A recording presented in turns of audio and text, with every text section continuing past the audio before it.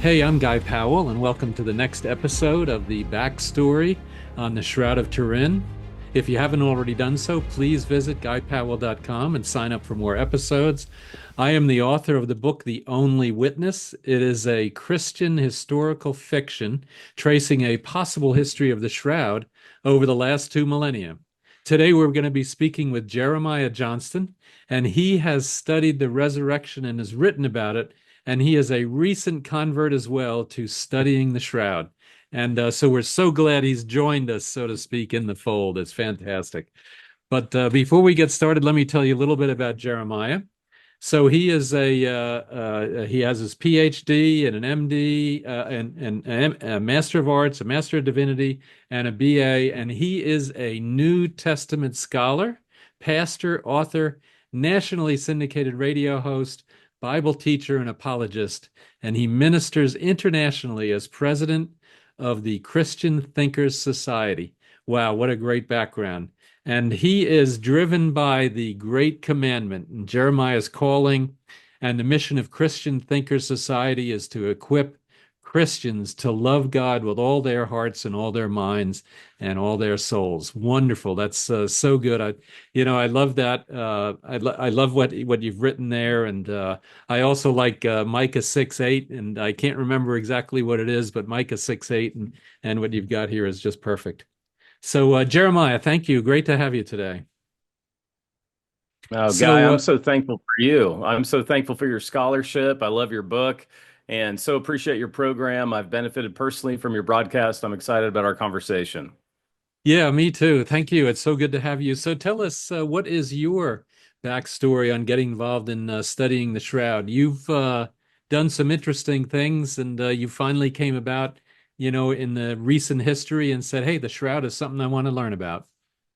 I'm a historical Jesus scholar, so my concern from a academic standpoint is the historical Jesus and the best records for the historical Jesus. I did my PhD on the resurrection tradition and the Judeo-Christian motif, which means I've studied resurrection interpretation through the oldest parts of Hebrew Bible through intertestamental period, the New Testament period, and then to where it comes to its fullest expression in the second century. And so in my scholarship of more than a dozen years now, I've published around 250,000 words, both in the academic space and in popular publishing on the physical bodily resurrection of Jesus and the best evidences, as well as the impact the resurrection message has made on human history.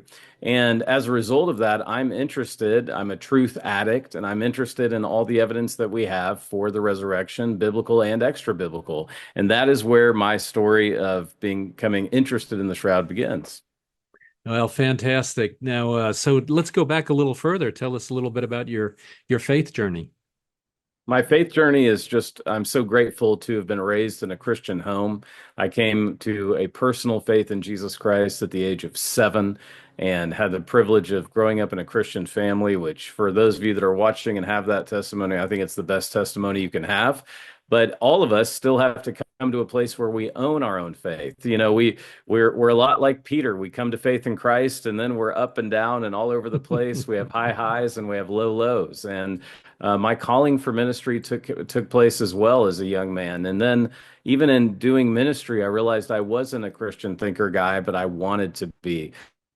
And so for me, that calling took me to the United Kingdom, where I had the privilege to study at, the intellectual Jerusalem, hear all the arguments against the faith, but remain iron-fisted for Jesus Christ throughout all those arguments. I'm a follower of Jesus because the evidence is so overwhelmingly powerful that Jesus physically, bodily rose from the grave. Christianity is a testable faith, unlike any of their religions, isms, or even the Made in America cults and religions, and that you can test the claims, the truth claims of Christianity against history, and they stand the test. Yeah, that's absolutely right. And I like your reference to Peter. It's so funny when you think about Peter and John when they race to the tomb. And Peter, John gets there, but he looks in, he doesn't quite go in. And then Peter runs in, as brash as he is. And he's like, just looking at what happened, where's the body? And then John follows him in. And John is then the first one to say, I saw and I believed. It wasn't Peter, it was That's John right. that said that first. And it's so fascinating, to think about Peter, who was, really the kind of the father of the church, and yet John is the one that really, it finally dawned on him that, hey, I now see and I now believe.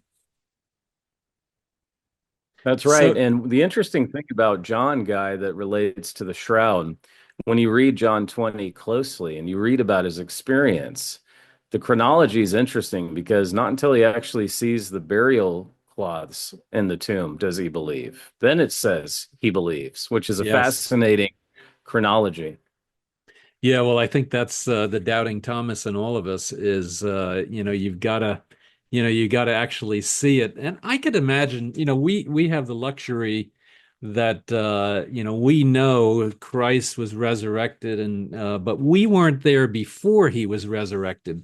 And so, even though, he's your friend, and Peter and John and the other disciples, even though they're his friend, and Jesus is saying, hey, listen, I'm not going to be here always with you. I am going to go to heaven. And I think that was very hard for them. Yet after the resurrection, so John I saw and I believed, and then Thomas finally he sticks his finger in and Mhm. he now believes. And then, we have the luxury that we know that that happened because there were witnesses there, but they didn't have that luxury. And it's kind of a different way to look at things in terms of where their minds were and versus where our minds were. Absolutely. And it really shows that faith is always defined by its object and faith has evidence to it. So I can't have a better faith than the apostles, than the disciples. They saw and they believed. And I feel like that's why your work is so important, Guy. And I think that's why those who love truth continue to flourish. The most dangerous place someone can get is to stop seeking truth. And unfortunately, that's where a lot of people find themselves.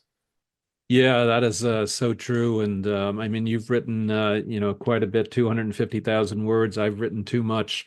And you're kind of trying to seek out, what is it, and peel back all the layers. And, at some point you got to, okay, I think I got it. And absolutely, that Right. seeking of the truth is so critical. So tell us about your book. Your book is called The Body of Proof. Tell us about that.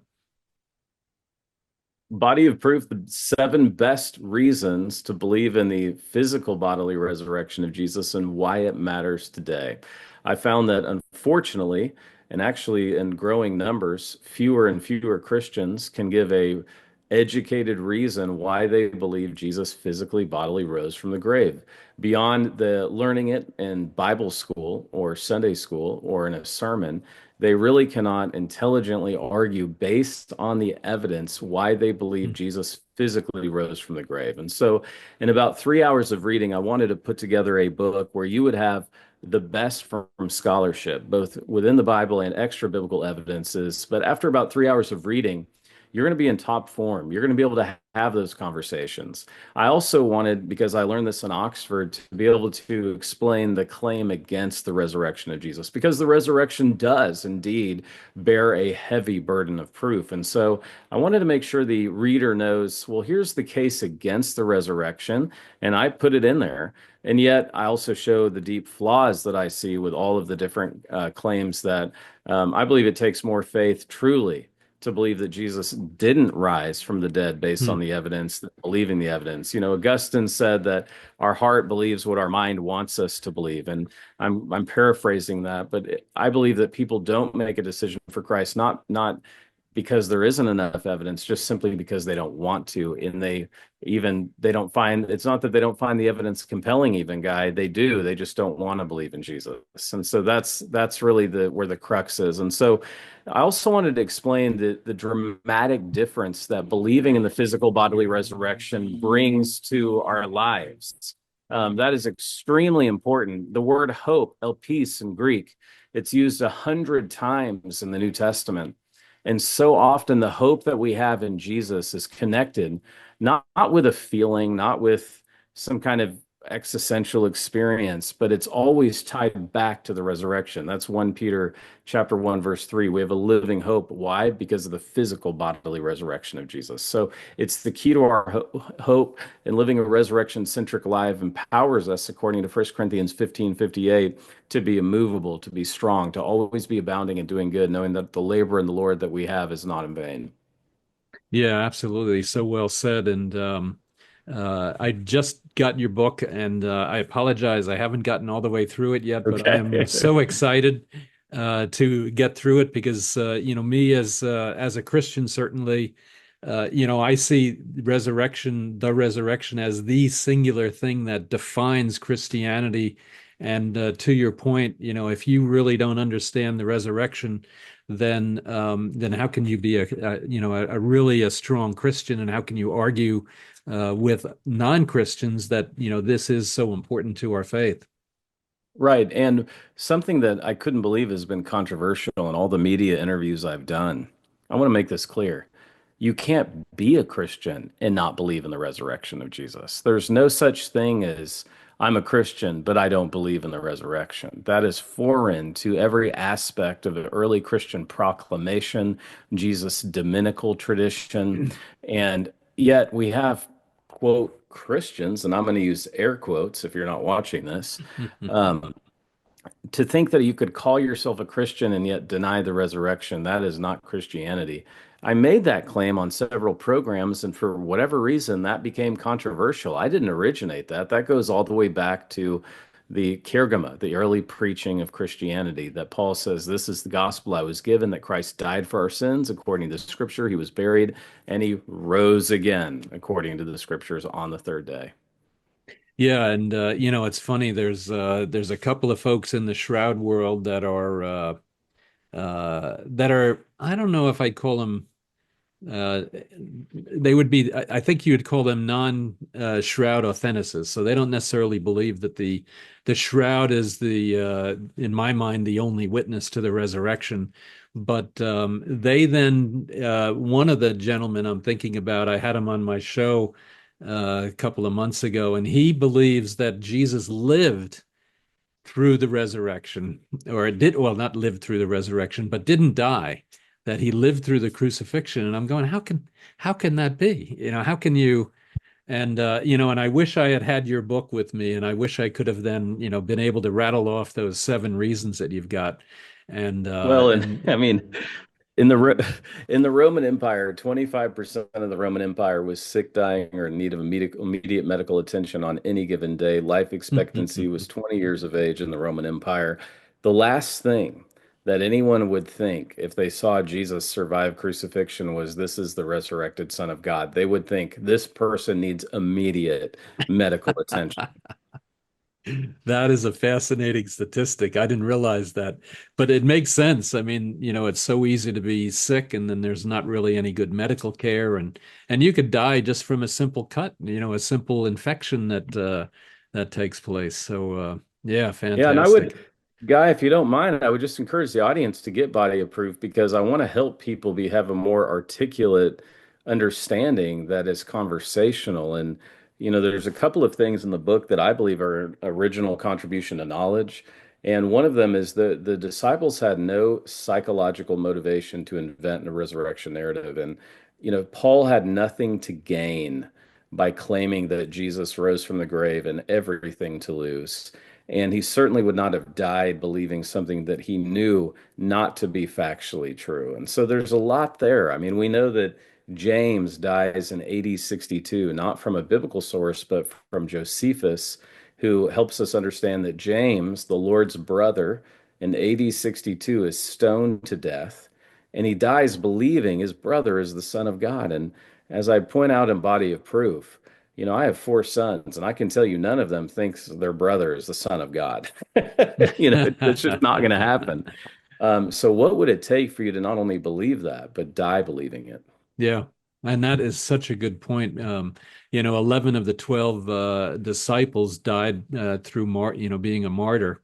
And then certainly Paul. I mean, Paul was trained under Gamaliel as being a devout Jew, And here he is, then being converted on that, on that fateful day when whatever it was that struck him, and he lost everything. And Right. here he is. He's going out into the world now as a Christian and as a believer. And people are saying, "But you're the one that was stoning the Christians before. How can we now believe you?" And yet he was able to convince so many people, and he was truly the biggest evangelist, of the early apostles, no question about it. Hmm. And the number of books that he wrote and the traveling that he did and all of the churches that he planted is just amazing what he did. Mm. Yeah. So let me ask you a question. Now, to me, resurrection is the central, piece of the Christian faith. And I think, and as you just stated as well. Um, but if Jesus was, on the earth, in the first century, what if he had not been resurrected? Do you think the Christian faith would have gotten as far as it did, where it is today, or do you think it would have, because if Jesus was God, which we believe, Jesus was God, he was here, but he didn't get resurrected, then what do you think would have happened to the Christian faith if he just I died of old age or something like that? I don't believe the Christian faith would have had any beginning if he did not die. That's the whole point. Judaism is a coherent religion. They believe in the general resurrection eschatologically someday off in the future. That's Daniel chapter 12 that teaches a resurrection of the righteous and a resurrection of the unrighteous. And this is one of the very important points that people often miss. The idea of Isaiah 53, the suffering Messiah, that was not widely held in first century Judaism. And we don't really have to guess. Your question is phenomenal, but we don't have to try to imagine what the answer is because in Body of Proof, I point out the fact that there's no fewer than 10 other messianic, what I call either contenders or pretenders. Jesus was not the only one claiming to be the Messiah in the first century. We actually have the names recorded of several. Many of them had much larger followings than Jesus, but when those religious shall we say teachers founders died, their movements were gone. They were done. The Christian movement really doesn't get going until after Easter. That's the irony of Christianity. Christianity begins claiming that their central leader had been resurrected from the dead. And again, because of our historical distance, we have no idea how offensive that message would be to the Romans, to the Roman mind, let alone the Jewish mind. Crucifixion was such a heinous way to die that not even Roman citizens could be killed by crucifixion. This is why Paul is decapitated and why Peter is crucified. Peter was not a Roman citizen, so he didn't have a clean death, as it were, even as a criminal of the state. And the fact that we have so few records of crucifixion doesn't mean that it didn't happen. It means that the Roman historians were so offended Hmm. by the act of crucifixion, the idea of recording it in their histories in all of its brutality and detail was something that was beyond the pale.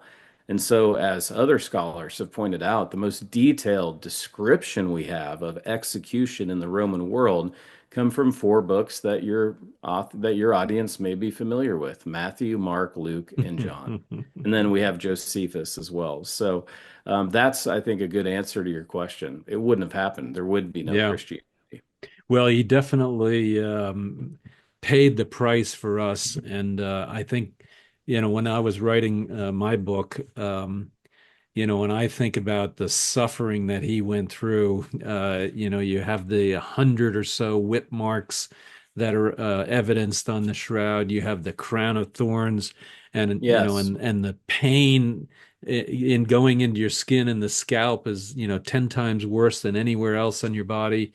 And then you have I just can't imagine having your arms stretched out and somebody ramming a nail in through your wrist and then through your legs as well. And he did that for us. That sacrifice is just amazing. And to your point, it is such a an abominable thing. And then here he is. He then he dies from it, but then he is seen again. He is resurrected to come back to to say, I paid the price and I was resurrected, and and then he shows himself to all of the different folks. And what a way to start the new religion. And it's certainly it couldn't have been any better. So and I guess that was his plan, and we'll never know, but it certainly his plan succeeded, I think. And that's one of the ironies of it and all of it. If we wanted to invent a religion, we would never have started with the resurrection. That would have had no traction in the first century. Guy, if you and I wanted to make up a religion, that would not be a talking point if we were trying to have a following or gain popularity. The only reason the early Christian movement began that way is because it actually happened.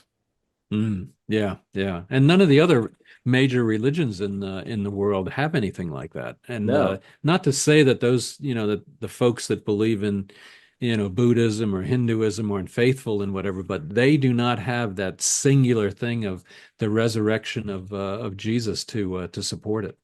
Exactly. Again, it's verifiable evidence and it's a truth claim, and that is unique. The messaging, the content of the faith is what makes Christianity so unique. And that's why I reject the idea that some skeptics have that all religions are same. All no, religions have different claims and different aims, and Christianity stands apart. Yeah, yeah, absolutely. Okay, so let's go back to your book a little bit, The Body of Proof. You have 7 reasons to believe why Jesus really did rise from the dead. Let's talk about a couple of them. What do you think are the most important ones? Okay, well, I've kind of alluded to one already, and these are out of order, and that's okay. It just makes it more interesting of an interview. But the disciples truly had no psychological motivation to invent a resurrection narrative. They stood to lose and not gain anything. They would lose everything for this message. The only reason they claimed it and then died for it was because it actually happened. I alluded as well to the conversion of hostile witnesses. Jesus appeared to those who loved him. Jesus appeared to those who were indifferent to him, and Jesus appeared to those who were hostile to him, none other than his brother, a half brother rather, James, and also to Saul of Tarsus. So I've alluded to those as well. The other fascinating aspect about the resurrection of Jesus, and the reason that I believe it, is all of the archaeology. And when I say archaeology, I'm being clear that the resurrection accounts, which I would include the entire juridical procedure, so the trial, the brutality, the crucifixion, the death, the burial, and the resurrection. So those narratives that are embedded in the Gospels, based on the archaeology, all smack with authenticity. And I'm not the only one that thinks that. In Body of Proof, I cite several archaeologists. They're not all Christian. In fact, some are atheists, and yet they all agree that the Gospels get it right based on the material culture and based on Jewish burial traditions. And so this notion that some hyper skeptics have claimed that Jesus's body would have been lost, buried in a mass criminal pit, that didn't happen in the land of Israel. Judaism was a sacred duty.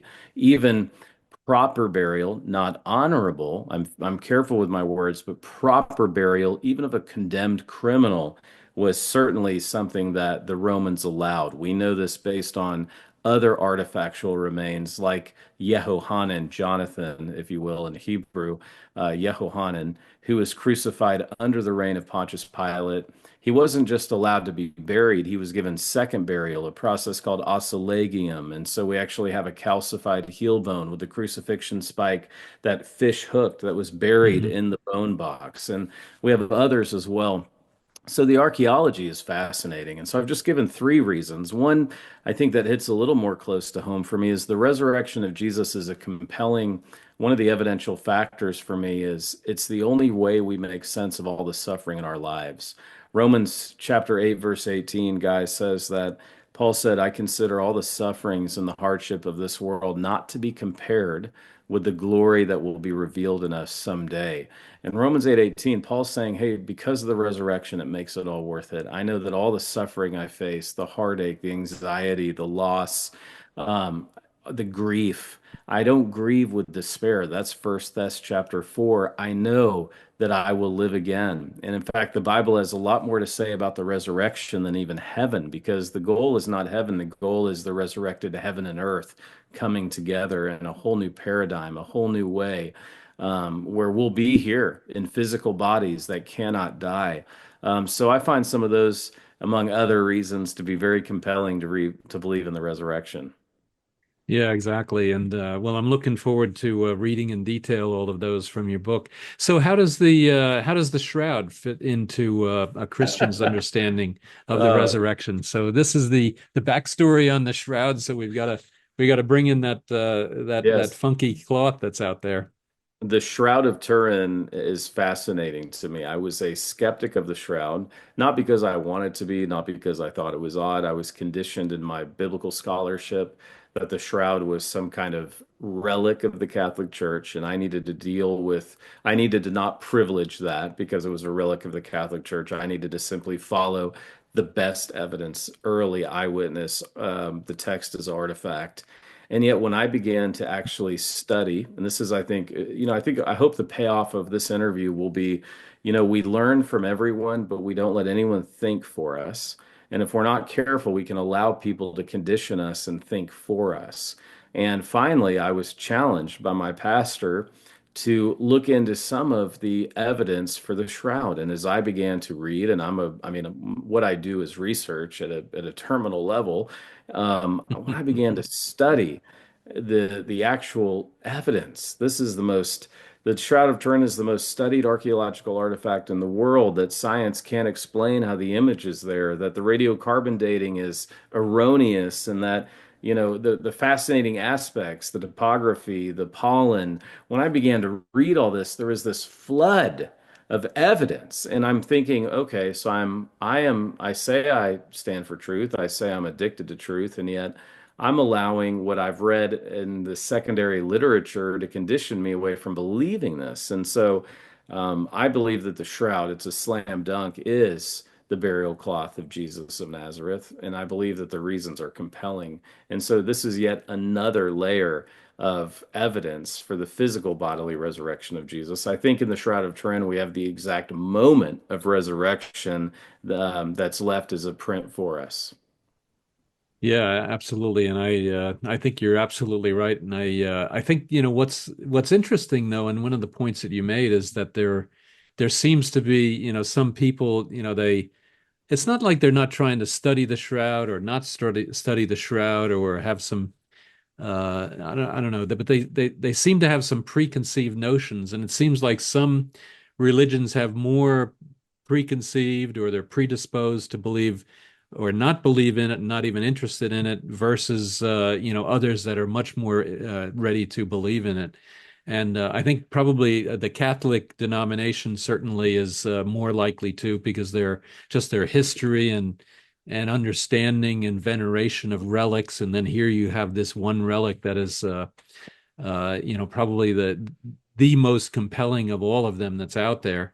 And then you have other ones, other religions and other denominations rather that aren't even interested. And I just find that Right. fascinating. And yet the resurrection is so important to our faith and to their faith. And yet here you have something that most likely is the authentic burial cloth that was the witness, the only witness to that moment in time, and yet there's no interest or whatever to want to even learn more about it. Exactly. And again, it's a hyper skepticism that unfortunately is only applied to the Christian world. We wouldn't apply this to any other of the physical sciences, the social sciences, but there is a hyper skepticism. And so I began to study it for myself. And the cool thing about it is when you look at all the evidence for the Shroud of Turin, all of it corresponds with the resurrection narratives in the Gospels. So if you know your Gospels well, and again, it only takes what, an hour and a half to read the Gospel of Mark in its entirety, 2 hours to read Matthew, 2.5 hours to read Luke and John. Man, when you lay that over the evidence that you have for the shroud, you see all of this correspondence. And that not only helps you understand Jesus better, it helps you interpret the Bible with better precision. And so that's why I'm fascinated by it.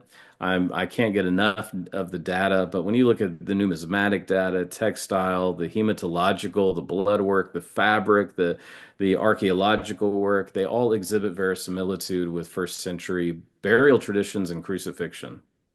Yeah, absolutely. And there are so many, different, I don't know if you call them proofs, but evidence that really shows that it absolutely corresponds with the four Gospels. And be honest with you, you don't even have to read the four Gospels in their entirety. You just need to Right. read the last couple of chapters on on the Passion, and you will see how much of that, is similar to what is found on that cloth. That's exactly right. That's exactly. And when you look at the Gospels, we really only have parts of 26 days of Jesus's life, but there's 89 chapters in the Gospels, four of them with the infancy. But one third are those final 8 days of his life. And so if you just focus on a third of the Mm, 89 chapters of the Gospels, and then if you look at the shroud evidence, you're going to find it compelling too. I have yet to find someone that reads all of the data on the shroud who doesn't take it seriously in some form or fashion. yeah, yeah. I really believe It that. I mean, and I'm willing to say that on your show. I mean, the hoax people, I don't think they've really read the data. Yeah, I think you're right about that. I think I mean, I don't know. I guess that's why God created us to be skeptical, and sometimes it just doesn't, it doesn't quite get us there. So, and I feel Right. sorry for them because this really is something that's, first of all, totally unique. It is a singular piece of a singular relic that nothing else resembles that. And then you have the singular aspect of the resurrection. Nothing else in the world, comes anywhere near close to that. And so both of those together really are such foundations for the Christian faith. It's just amazing. Well, and I would ask for your and the audience's prayers because I feel a calling from God to bring the shroud more into the scholarly world and more into the evangelical world. And so I'm working diligently on that. And I think being on your program is part of it. Yeah, thank you. Well, when I wrote my book, and I don't know what how you were thinking with the body of proof, but when I was writing my book, and I was going, well, why am I even writing this? Who really cares? What am I doing for this? And as I got into it, I said, I need to have a mission for this book. And my mission was to convert one person. If I can convert one person, I will have been successful. And I think I have. I think I've actually converted Amen. even more than that. And I don't know, pride is a sin, but I am proud of that. And I don't know, I hopefully will continue to be able to use my book and then of course this podcast and maybe other writings that I'm doing to convert many more. I That's am the whole point. hopeful and I pray and I'm working towards that. Well, and we celebrate that. And I believe that's in the spirit of Acts 14:27 when the church came together and they talked about how God had used them to reach the Gentiles. I mean, I celebrate that with you. Yeah, thank you. Yeah, absolutely. Now, I did like, there was one thing I saw that you wrote, and let me read it here, and I want you to talk about that. It's when you fully understand the implications of the resurrection, you will begin to understand the power of Christ in you. This changes everything. I thought that was so powerful. Tell us a little bit more about that. The Christian hope that we have is a powerful thing. And the only reason, as I've mentioned, that we have hope is because of the fact of Jesus' resurrection. And the Bible promises that the same power that raised Jesus from the dead indwells us. And therefore, we can have hope in the face of every hopeless circumstance that we face. And I have seen that again and again where individuals should have no hope because if you look at the circumstances, it is hopeless, but God. And when we lock into the resurrection and we see that no matter what, we win, no matter what, we come out on top, no matter what, we're going to live forever, sins forgiven, every tear will be wiped from our eyes. That is a profound hope. And so there's no such thing as a hopeless Christian. And when Peter, the great apostle that he is, encourages us to defend our faith, he doesn't say, give an answer for your faith or give an answer for your belief. He says, always be ready to give an answer for the hope that's in you. And Hmm. so people should see hope in us more than anything else. And this isn't some kind of wishful thinking as the world defines hope. This is a intellectual expectation of what is coming. And you know that it is coming because it has happened. What God started with Jesus, he'll bring to completion.